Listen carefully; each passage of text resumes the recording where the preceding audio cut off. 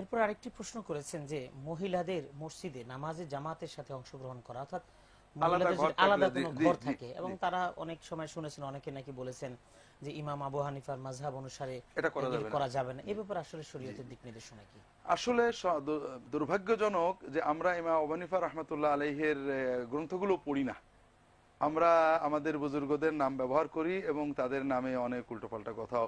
ইমাম আবু হানিফা রাহমাতুল্লাহ আলাইহির নিজে তার ইমাম মুহাম্মদ বিন হাসান আশ-শাইবানির মাকসুদ গ্রন্থে, আবু ইউসুফ, আমাদের হানাফি ফিকহের সব গ্রন্থে আছে যে জামাতের কাতারে দাঁড়াবে প্রথমে মেয়েরা, প্রথমে ছেলেরা, তারপর শিশুরা, তারপরে মেয়েরা। তো মেয়েরা জামাতে নাই পড়তে পারবে হানাফি মাযহাবে, তাহলে এই কাতারে সিরিয়ালগুলো কি জন্য লিখেছেন এবং ফুকাহারা? মোহতারাম, যে যে মাদ্রাসাগুলোতে পড়ানো হয় একদম মামুলি একটা কিতাব, জি একদম সাধারণ কুদুরি, জি একদম মানে প্রাথমিক স্টেজের সমস্ত জি স্টুডেন্টরা পড়ে, জি জি সেখানেও কিন্তু এই কথাই লেখা লেখা আছে আছে। যে প্রথমে পুরুষেরা, এরপরে শিশুরা, এরপরে নারীরা কাতার নারীরা। করবে।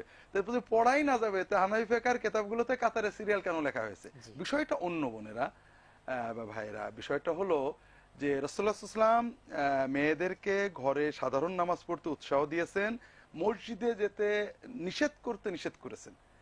লা তামনাউ ইমা আল্লাহি মাসাজিদ আল্লাহি ওয়া বুয়ুতুহুন্না খায়রুল লাহুন্না। মেয়েরা মসজিদে জামাতে নামাজ পড়তে চাইলে তোমরা বাধা দেবে না, তবে মেয়েদের জন্য ঘরে নামাজ পড়া উত্তম। পাশাপাশি ঈদের জামাতে খুতবায় যাওয়া, খুতবা শোনা, এজন্য বিশেষভাবে উৎসাহ এবং তাকিদ দিয়েছেন। কাজে মেয়েদের জন্য মসজিদে যাওয়া বৈধ, সুন্নত সম্মত। অনেকে বলেন যে সাহাবীদের জামানায় নিষেধ হয়েছে, এটাও একটা সম্পূর্ণ ভুল তথ্য। হযরত ওমর রাদিয়াল্লাহু তাআলা আনহু যেদিন শহীদ হন, ওই দিনও তার পিছনে মেয়েদের জামাত ছিল এবং তার স্ত্রী আতেকা বিনতে নওফল ওই মসজিদের জামাতে শরীক ছিলেন, যেটা সহিহ বুখারীর হাদিসে রয়েছে। বিষয়টা হলো ফুকাহারা দ্বিতীয় শতক তৃতীয় শতকে এসে দেখেন সমাজের নৈতিক অবক্ষয় ঘটেছে। মেয়েরা বাইরে গেলে, নামাজে যাওয়ার নামে বাইরে যেয়ে অনেক সময় অশালীন কাজে লিপ্ত হয়, অথবা বাইরের যুবকেরা, বেহায়া যুবকেরা তাদেরকে, যেটাকে আমরা ইফটিজিং বা এই জাতীয় করতে পারে। তারা বলেন ফিতনার ভয় থাকলে, অর্থাৎ মেয়েটা বাইরে যেয়ে আক্রান্ত হবে অথবা কোনো অশালীন কাজে লিপ্ত হবে, এই ধরনের ভয় না থাকলে মসজিদে যাবে, আর ভয়টা থাকলে মসজিদে যাবে না। ফিতনার ভয় থাকলে, অশালীন অবৈধ কর্মে লিপ্ত হওয়ার আশঙ্কা থাকলে মসজিদে যাওয়া মাকরুহ।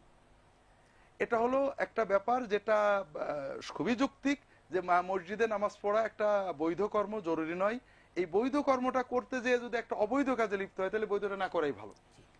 বর্তমানে আমাদের অবস্থা মোটেও তা নয়, ফোকাহারা সবাই একমত। আপনি যেটা বলেছেন যে যদি আলাদা মেয়েদের ঘর থাকে, মেয়েরা আলাদাভাবে যেতে পারে, অবশ্যই জামাতে নামাজ পড়তে পারবে। সারা বিশ্বের হানাফি মাযহাবের, মিশরে, তুরস্কে, ইরাকে হানাফি মাযহাব রয়েছে, সেখানে হানাফিরা সহ সব মাযহাবের মানুষেরাই মেয়েরা জামাতে নামাজ পড়ছে।